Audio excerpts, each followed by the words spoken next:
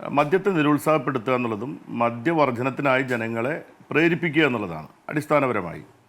എന്നാൽ U D എഫിൻ്റെ നയം അങ്ങനെയല്ല. ഘട്ടം ഘട്ടമായി മദ്യം നിരോധിക്കണം എന്ന ഒരു പൊതുനയം അംഗീകരിച്ചിട്ടുള്ള മുന്നണിയാണ് യു ഡി എഫ്. അപ്പോൾ മദ്യനയത്തിൽ തന്നെ ചില വ്യത്യസ്തതകൾ ഇതിലൂടെ നിങ്ങൾക്ക് വ്യക്തമാക്കാൻ കഴിയും. എന്നാൽ ഇപ്പോൾ ഉയർന്നു വന്നിരിക്കുന്ന ഒരു പ്രധാനപ്പെട്ട കാര്യം എന്ന് പറയുന്നത് വീര്യം കുറഞ്ഞ സ്പിരിറ്റ് ഉപയോഗിച്ചുണ്ടാക്കുന്ന മദ്യത്തിന് പ്രത്യേകമായ നികുതി ഏർപ്പെടുത്തി എന്നുള്ളതാണ്. ഇടതുപക്ഷ ജനാധിപത്യ മുന്നണി 2023 മുതൽ ഇതുവരെയുള്ള ഒരു കാലഘട്ടത്തിലും സ്പിരിറ്റ് ഉപയോഗിച്ചുകൊണ്ടുണ്ടാക്കുന്ന വീര്യം കുറഞ്ഞതാണെങ്കിലും കൂടിയതാണെങ്കിലുമുള്ള മദ്യത്തിന് ഇതുവരെ നികുതി കുറച്ചിട്ടില്ല.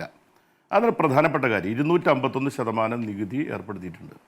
പിന്നെ ഇവർ പറയുന്ന ഒന്ന് രണ്ട് കാര്യങ്ങളുണ്ട്. ഹോട്ടി വൈൻ, അതുപോലെ തന്നെ വീര്യം കുറഞ്ഞ മദ്യം, ഹോട്ടി ലിക്കർ എന്ന 2 തരത്തിലുള്ള മദ്യത്തെപ്പറ്റി 3 തരത്തിലുള്ള മദ്യത്തെപ്പറ്റി പ്രതിപാദിക്കുന്നുണ്ട്.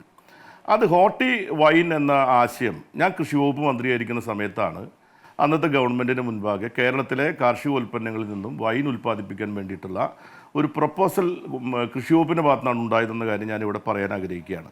അതിൻ്റെ അടിസ്ഥാനത്തിലാണ് കഴിഞ്ഞ ഗവൺമെൻറ് കാലത്താണ് അതിലൊരു നയം രൂപീകരിക്കപ്പെട്ടത്, ഹോട്ടി വൈൻ. ആ ഹോട്ടി വൈനിന് അതിൻ്റെ നയം രൂപീകരിക്കപ്പെട്ടപ്പോൾ അതിൻ്റെ നികുതി നിശ്ചയിച്ചപ്പോൾ വൈൻ മറ്റ് വിദേശ നിർമ്മിത മദ്യം എന്ന പേരിൽ മദ്യത്തിനകത്ത് തന്നെ ഈ പറയുന്ന പുളിപ്പിച്ചുണ്ടാക്കുന്ന വൈനിൻ്റെ 86% തന്നെ ഈ ഹോട്ടി വൈനും നിശ്ചയിക്കുകയുണ്ടായി. വീര്യം കുറഞ്ഞ ഹോട്ടി ലിക്കർ ഇവിടെ പ്രൊഡക്ഷൻ ആരംഭിച്ചിട്ടില്ല. നയപരമായ തീരുമാനം മാത്രമേ ഉള്ളൂ. അതിന് മറ്റ് നിശ്ചയങ്ങളൊന്നും ഉണ്ടായിരുന്നില്ല. വീര്യം കുറഞ്ഞ മദ്യത്തിന് ഇവിടെ വീര്യം കൂടിയതും കുറഞ്ഞതുമായ മദ്യത്തിൻ്റെ അതേ അളവിൽ തന്നെയുള്ള നികുതിയാണ് ഇടതുപക്ഷ ഗവൺമെൻറ് ഇതുവരെ നടപ്പാക്കിയത്.